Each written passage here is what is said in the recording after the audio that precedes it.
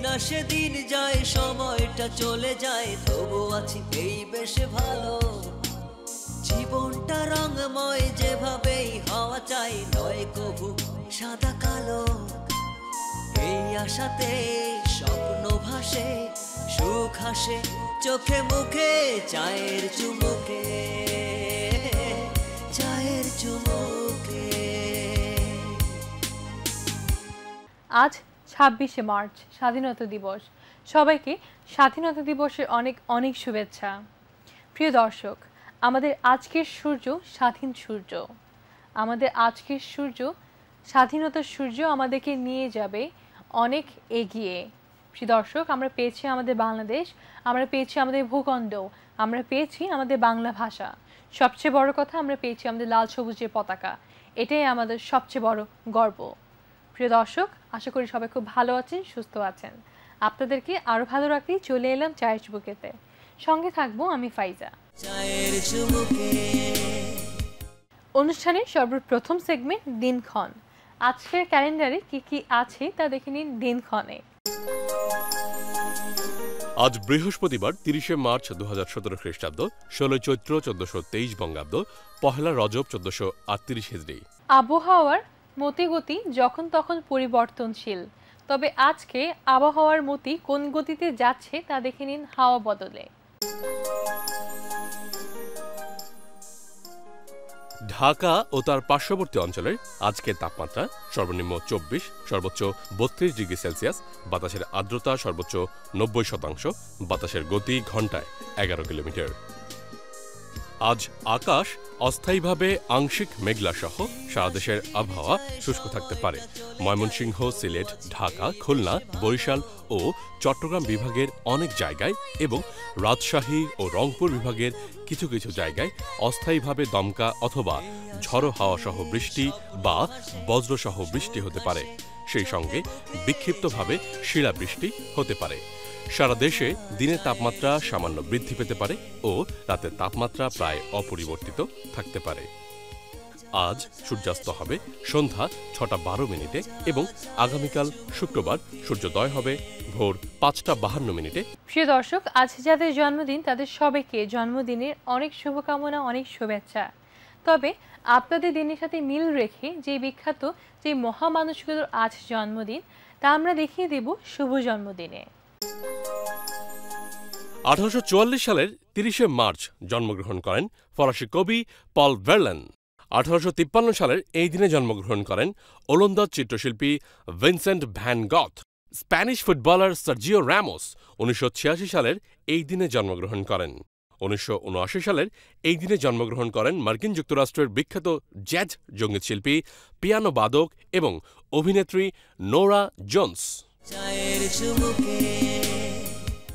প্রিয় দর্শক, ভোরের সকালে পাখির কিচিরমিচির শব্দ না শুনলে নয়, তাই আপনাদের সবার জন্য পাখি পরিচিতি, যেই সেগমেন্টটি আপনাদের সবার খুবই প্রিয়। তাই প্রিয় দর্শক, আপনাদের সবার জন্য পাখি পরিচিতি।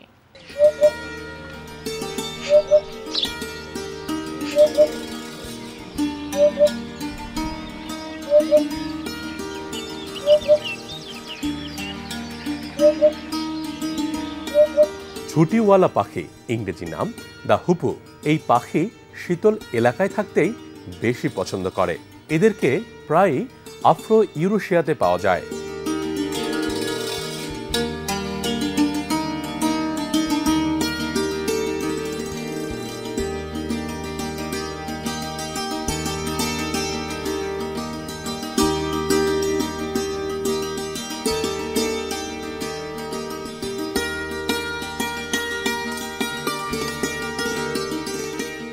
পাখি মাটিতে তাদের পাখা ও লেজের পালক ছড়িয়ে এবং ঊর্ধ্বে মাথা খাড়া দ্বারা রৌদ্র স্নান করতে খুব পছন্দ করে।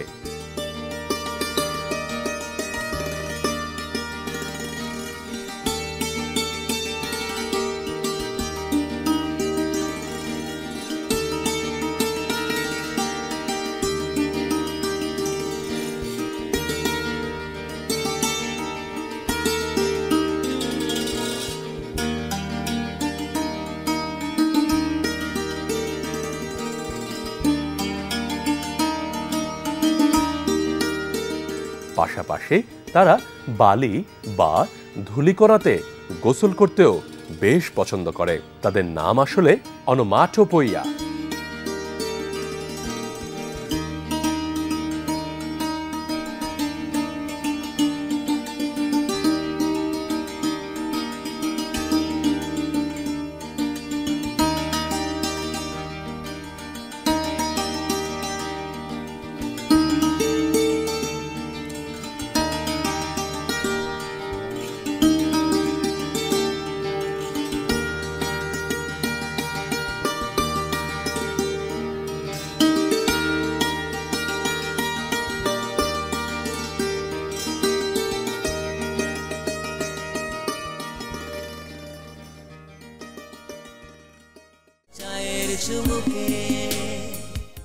কেউ বলেন মানুষ জন্মে আগেই সৃষ্টিকর্তা তার ভাগ্য নির্ধারণ করে দেয়, আবার কেউ বলেন ভাগ্য পরিবর্তনশীল। তবে ভাগ্য কি, কিংবা আমাদের আজকের রাশিতে কি আছে, তা আমরা সব জেনে নেব রাশিফলে। মেষ রাশি, ব্যবসার দিকে ভালো কিছু ঘটতে পারে। প্রিয়জনের কাছে থেকে একটু বাজে কথা শুনতে হতে পারে। সংক্রমণ কোনো রোগ থেকে সাবধান। পরিচিত কোনো লোক শত্রুতা করতে পারে। বৃষ রাশি, বিদেশে ব্যবসার কোনো সুযোগ আসতে পারে। মনে অস্থিরতা থাকার জন্য ভালো কাজ হাতছাড়া হতে পারে। মধুর কথাবার্তা বলার জন্য কোনো বড় বিবাদ থেকে উদ্ধার। কোনো উচ্চ ব্যক্তির সঙ্গে কর্মস্থানে তর্ক। মিথুন রাশি, কাজের জন্য কোনো দূর রাজ্যে যেতে হতে পারে। কোনো পরিকল্পনাতে বাধা আসতে পারে। জলপথে ভ্রমণ না করা ভালো হবে। একাকিত্ব বাড়তে পারে। ব্যবসার দিকে বাড়তি বিনিয়োগ না করা ভালো হবে। কর্কট রাশি, বাড়িতে অনেক অতিথি আসতে পারে। খরচ নিয়ে চিন্তাও বাড়তে পারে। জমি ক্রয় করতে কোনো অশান্তি বাড়তে পারে। ব্যবসার দিকে কোনো বাড়তি সুযোগ আসতে পারে। গঠনমূলক কাজের দ্বারা উন্নতি। সিংহ রাশি, মধুর কথা বলার জন্য ব্যবসার দিকে কোনো সুবিধা আসতে পারে। চাকরির স্থানে কোনো বাড়তি কাজের চাপ বৃদ্ধি। অর্থ ব্যাপারে কোনো ভালো সুযোগ হাতছাড়া হবার যোগ। স্ত্রীর সঙ্গে কোনো বিবাদের কারণে মানসিক চাপ বৃদ্ধি। কন্যা রাশি, ব্যবসার দিকে কোনো মহাজনের সঙ্গে বিবাদ। সঞ্চয় ব্যাপারে বাড়িতে কোনো আলোচনা। দেরিতে হলেও উচ্চশিক্ষার সুযোগ আসতে পারে। চাকরির জন্য যোগাযোগ। তুলা রাশি, কর্মস্থানে কোনো জটিলতা কেটে যেতে পারে। বাড়িতে কোনো ব্যবসার বাড়তি সুযোগ আসতে পারে। পথে ঘাটে একটু সাবধানে চলুন। ব্যবসার দিকে বাড়তি বিনিয়োগ না করা ভালো হবে। বিদেশে কোনো বন্ধুর সঙ্গে যোগাযোগ বাড়তে পারে। বৃশ্চিক রাশি, কোনো নামী কর্মস্থানে কাজের ব্যাপারে আলোচনা। অতিরিক্ত ব্যয়ের কারণে সঞ্চয় কম। অপর কোনো ব্যক্তির জন্য স্বামী স্ত্রীর বিবাদ। কোনো দুর্ঘটনা থেকে সাবধান থাকুন। প্রিয়জনের কাছে কোনো আঘাত আসতে পারে। ধনুরাশি, আয় ব্যয়ের মধ্যে সমতা ঠিক থাকবে না। পিতার শরীর নিয়ে কোনো চিন্তা বাড়তে পারে। ঋণ কিছুটা পরিশোধ হতে পারে। কর্মস্থানে কোনো শত্রুর কারণে অশান্তি। সন্তানের বিবাহের ব্যাপারে খরচ বাড়তে পারে। মকর রাশি, দীর্ঘ কোনো মনের আশা পূরণ হতে পারে। ব্যবসার দিকে কোনো চাপের কিছু ঘটতে পারে। বাড়িতে কোনো খরচের ব্যাপারে একটু অশান্তি বাড়তে পারে। সন্তানের ভালো কাজের জন্য বাড়িতে আনন্দ। কুম্ভ রাশি, কর্মস্থানে কাজের জন্য সম্মান বৃদ্ধি। নিজের বুদ্ধির জোরে কোনো বিপদ থেকে উদ্ধার। কোনো শত্রুর কারণে ব্যবসার দিকে কোনো ক্ষতি আসতে পারে। গঠনমূলক কোনো কাজে সাফল্য লাভ। বাড়িতে কোনো অতিথির জন্য খরচ বৃদ্ধি। মীন রাশি, বাড়িতে অনেক লোক আসতে পারে। কোনো শরীর খারাপের জন্য খরচ বাড়তে পারে। হারানো কোনো সম্পত্তি পেতে পারেন। কোনো বাহন ক্রয় করবার জন্য বাড়িতে আলোচনা। আইনি কোনো কাজের জন্য আলোচনা। 18 বাংলা মানে আমাদের সবার প্রিয় চ্যানেল, ভালোবাসার চ্যানেল। 18 বাংলা মানে নতুন দিক, নতুন দিগন্ত। 18 বাংলা মানে সবসময় নতুন কিছু। আজকে 18 বাংলার পর্দায় কি থাকছে তা দেখে নিন 18 হাইলাইটসে।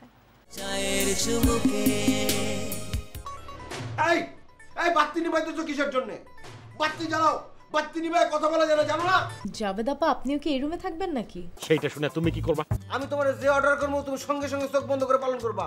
আরে কে বললো? পুরা কুফার মধ্যে পড়ে গেলাম। ও মাই গড, আমি কিডন্যাপ। কাল থেকে কি একটা পিছু ছাড়তেছে না। তোরে খাইছি। ভাই এটা তো বলেন নাই। আপনার কোনো লোক আমার কাছে আসেনি। আমি তো দুধ খাবো, আমি কি মেয়ে মানুষ নাকি? গ্যারাকলে পড়লে অভ্যাস লাগে না। আজ রাত 8টায় দেখবেন ফেয়ার অ্যান্ড লাভলি নিবেদিত ধারাবাহিক নাটক গ্যারাকলে মিরাক্কেল। নাটকটি রচনা ও পরিচালনা করেছেন হামেদ হাসান নোমান। আমি হব সকালবেলার পাখি, আমি আগে সাকিনা আপনাদের সাথেই আছি। ধারাবাহিক নাটক রেডিও জকি ও কতিপয়, রচনা ও পরিচালনা মুরাদ পারভেজ।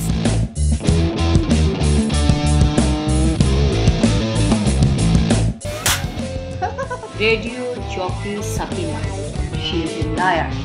দেখুন আজ রাত 8:40 বাবুই পাখির বাসার মতো ছোট্ট একটা টিনের ঘরে তারা সংসার শুরু করে।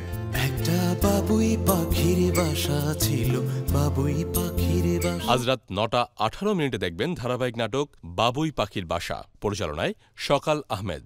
মরিয়া হয়ে মানুষের সহযোগী না হয়ে সবাই প্রতিযোগী হয়ে উঠছে। মানুষের বুকের ভেতরের প্রেমটা হটিয়ে জায়গা করে নিয়েছে হিংসা। সুপ্রিয় দর্শক, ড্রয়িং রুমে বসে চা খেতে খেতে যদি শোনা যায় অপূর্ব একটি গান, তবে তো মন্দ হয় না। আর তাই আপনাদের সবার জন্য আমাদের আয়োজন একটি বাংলার গান।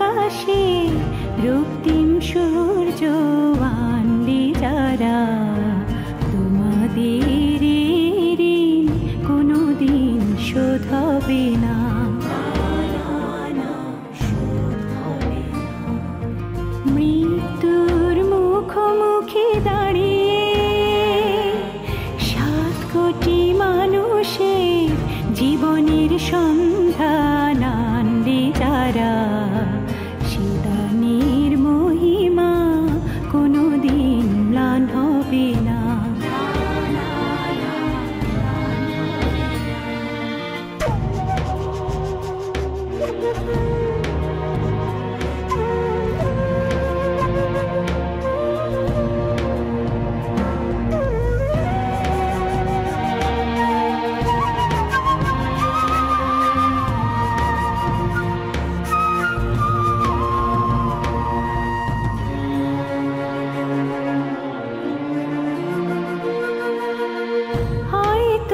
ইতিহাসে তোমাদের নাম লেখা রবে না,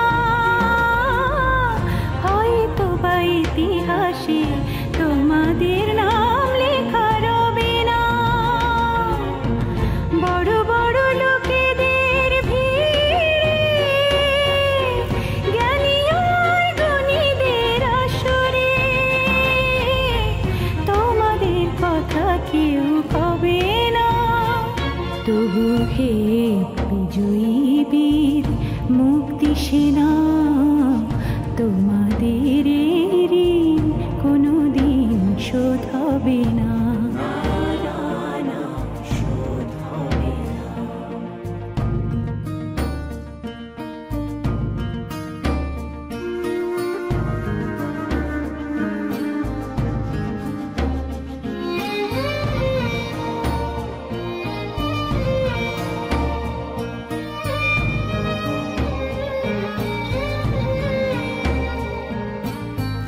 ঠাকুরা পড়ে থাক ইতিহাস নিয়ে, জীবনের দীনতা হীনতা নিয়ে।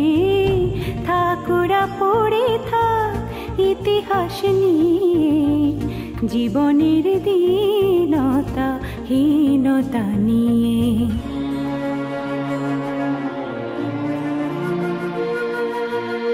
তোমাদের কথা রবে সাধারণ মানুষের ভিড়ে,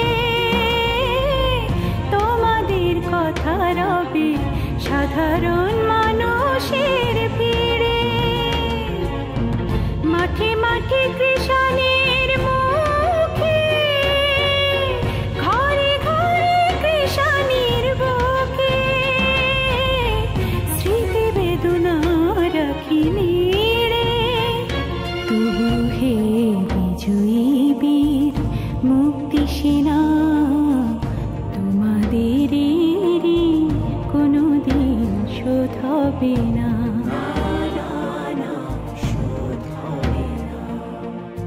এক নদী রক্ত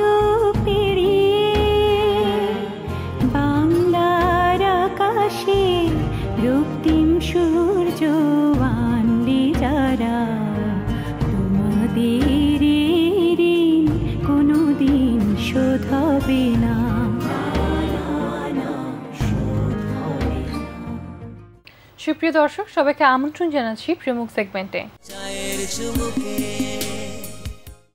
আজ আমাদের সাথে আছেন নাদিম ইকবাল, ফিল্ম মেকার। চলুন কথা বলি তার সাথে। শুভ সকাল, কেমন আছেন? ভালো আছি। শুভ সকাল আপনাকে এবং দর্শকদের। এবার জানতে চাই আপনার ফিল্ম নিয়ে। আমরা সবাই জানি ইতিমধ্যে আপনি কানাডাতে একটি ফিল্ম বানিয়েছেন, সে ব্যাপারে আমি আপনার কাছ থেকে জানতে চাই।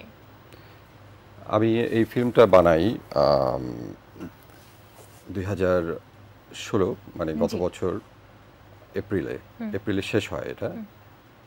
আর এটা আসলে আমি কানাডাতে ফটোগ্রাফি নিয়ে পড়াশোনা করি ওখানে 2.5 বছর। তারপর আমি film making, documentary and non fiction film media, ওখানে ফিল্ম মেকিং নিয়ে পড়াশোনা করি। তো সেখানে ফাইনাল প্রজেক্ট হিসেবে আমাকে একটা ছবি করতে হয়, তো সেটাই ছিল আসলে মূল কারণ আমার ফিল্ম বানানোর। তো আমি একটা ছবি বানাই, ছবিটার নাম হচ্ছে মাদার টাং।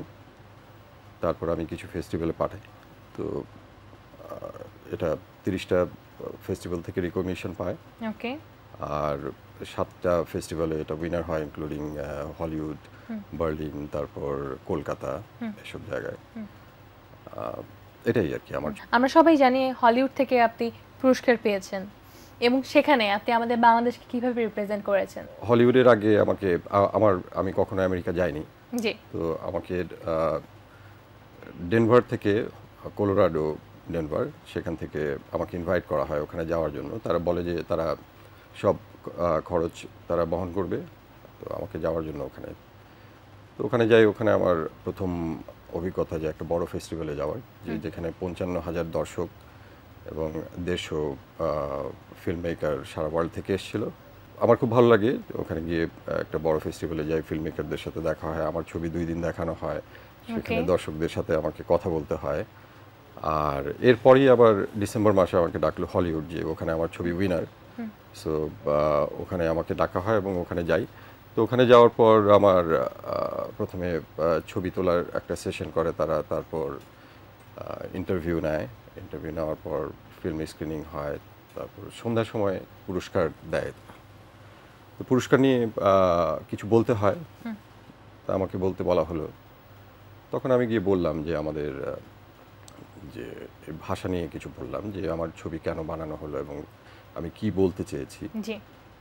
আর তারপর আমি বললাম যে আমার পুরস্কারটা হাতে নিয়ে আমি বললাম যে আমি আমার এই পুরস্কারটাকে আমি উৎসর্গ করতে চাই সেই 30 লক্ষ জীবন, যে আমাদের যারা কি যে জীবন দিয়েছিল, যে মানুষরা যাদের কারণে, হ্যাঁ, তো তাদেরকে আমি এটা উৎসর্গ করলাম।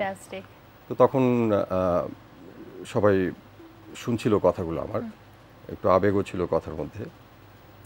আর সেখানে একজন পাকিস্তানি মহিলা ছিলেন,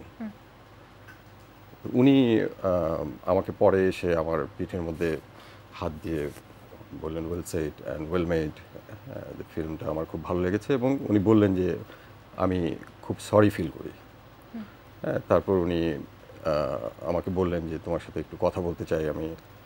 তো মূল ব্যাপারটা ছিল যে উনি খুব অনুতপ্ত, এবং ছবি দেখার পর ওনার একটা রিয়াকশন হয়েছে, এবং সেটাই আর কি, উনি কয়েকবারই আমাকে সরি বলছেন। কবি আসাদ চৌধুরী, জি, তার ব্যাপারে আপনার কাছ থেকে একটু জানতে চাই। ওনার ছেলে মেয়ে থাকেন কানাডাতে, মেয়ে হচ্ছে আমার ওয়াইফ। তো বাবা মা ওনারা বেড়াতে গেলেন ওখানে 4 মাসের জন্য ছেলে মেয়েদের কাছে। তো তখন আমি আমার মাথায় চিন্তা আসলো যে আমি ওনাকেই প্রোটাগনিস্ট করব, আর উনি আসবেন এবং চলে যাবেন, এই সময়ের মধ্যেই আমি ছবিটা করব। বাবার একটা বৈশিষ্ট্য হচ্ছে যে উনি কখনো দুঃখটা বুঝতে দিতে চান না। তো আমি আবার তার সেই দুঃখটাকে বের করে ধরার চেষ্টা করব আর কি ক্যামেরায়, এটা একটা চ্যালেঞ্জ ছিল। তো উনি ছিলেন 4 মাস ছিলেন, এবং ওখানে থাকা অবস্থায় আমি শ্যুট করি। আমি দেখি যে ক্যারেক্টার হিসেবে উনি এবং আমার মেয়ে, হ্যাঁ, এই দুজনকেই আমি আর কি বেছে নেই। এরাই আর কি পুরো ছবিতে ব্যাক অ্যান্ড ফোর্থ আর কি, তাদের মধ্যে একটা ডিবেট হয়, তাদের চিন্তা ভাবনা, তারা কি মনে করছে। বাবা এক ধরনের বলছে যে হ্যাঁ, যে তারা ইংরেজি শিখুক, ফ্রেঞ্চও শিখুক, কিন্তু বাংলা ভাষাটা ভুলে যাবে এটা ঠিক না। আবার মেয়ে বলছে যে আমি তো আসলে সময় পাই না, যে আমি বাংলা, কিন্তু আমি যেমন বাংলায় গান গাওয়ার চেয়ে আমার ইংলিশে গান গেতে আমি স্বাচ্ছন্দ্য বোধ করি। তো এই ধরনের বিষয়গুলো শেষ পর্যন্ত যেটা হচ্ছে যে এক ধরনের ইমোশন, এক ধরনের যে বাবা যখন চলে যায়, এটা এক ধরনের ইমোশন, আবেগ থাকে যে যারা ছবি দেখেছে তারা বলে যে এটা টাচ করে, যে পুরো ছবিটা দেখার পরে আমার মনে হলো যে ছবিটা বানানোর পর যে যখন এটার স্ক্রিনিং হলো একটা জায়গায় দেখে যখন অ্যাপ্রিসিয়েশনটা যখন করলো, এবং এটা আসলে এটা নিয়ে আমি সিবিসিতে ওখানকার ক্যানাডিয়ান ব্রডকাস্টিং, তো ওখানে এটা নিয়ে একবার আলোচনা হয় যে ফিল্ম মেকার, যারা নতুন ফিল্ম মেকার তাদেরকে নিয়ে একটা মিটিং হয় ওখানে। তো ওখানে তাদের কি নিয়ে ফিল্ম বানাতে চাই এই ধরনের আলাপ আলোচনা হয়। তো আমার বিষয়টা যখন আমি বলি, তো তারা এটাকে বেশ মূল্য দেয় এবং বলে যে এটা আর কি পছন্দ হয় তাদের এই বিষয়টা।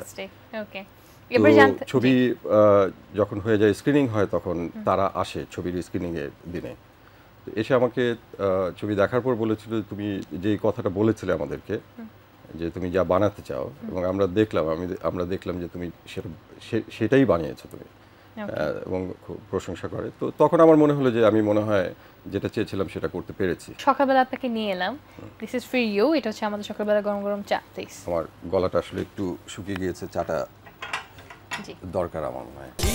সেদিন যায় সময়টা চলে যায়, তবু আছি এই বেশি ভালো। আচ্ছা, এবার আপনার নেক্সট কাজের ব্যাপারে জানতে চাই, আপনার নেক্সট কাজ কি? আর দুটো কাজ শুরু করেছি, জি, একটা ফিকশন এবং আরেকটা নন ফিকশন। তো একটা ডকুমেন্টারি ফিল্ম করছি, সেটা ওখানকার সিনিয়রদের নিয়ে, যারা বুড়া বুড়ি, তাদের বিষয় নিয়ে, যাই হোক এটা নিয়ে হয়তো বলতে গেলে একটু ডিটেলে সময় নিয়ে নেবে। তো সিনিয়রদের নিয়ে একটা ডকুমেন্টারি করছি, আর একটা ফিকশন করছি, সেটা হচ্ছে একজন লেখিকা, তিনি থাকেন আমাদের বাসা বা আমাদের শহর যেটা, সেখান থেকে 2 ঘন্টা, সোয়া 2 ঘন্টার মতো আর কি লাগে ওখানে যেতে। এলাকাটা হচ্ছে, ওখানে একটা খামার বাড়ি আছে, আর এক বাসা থেকে আরেক বাসার দূরত্ব অনেক। তো এই শীতে আমি এটা মাথায় প্ল্যানটা আসে এবং আমি শ্যুট করি। তখন সেই লেখিকার ওখান থেকে আর কি, সেই বাসা থেকেই গল্পটা শুরু, এবং তার ফ্ল্যাশব্যাকে আর কি একটা গল্প। ওকে, চমৎকার লাগলো আপনার সাথে কথা বলে, আপনাকে অনেক ধন্যবাদ। আপনাকে অনেক ধন্যবাদ। ধন্যবাদ আপনাকে, এবং দর্শকদেরকেও ধন্যবাদ। সুপ্রিয় দর্শক, আজ এ পর্যন্তই শেষ করছি। সবাই ভালো থাকুন, সুস্থ থাকুন, চোখ রাখুন 18 বাংলা পর্দায়। আল্লাহ হাফেজ।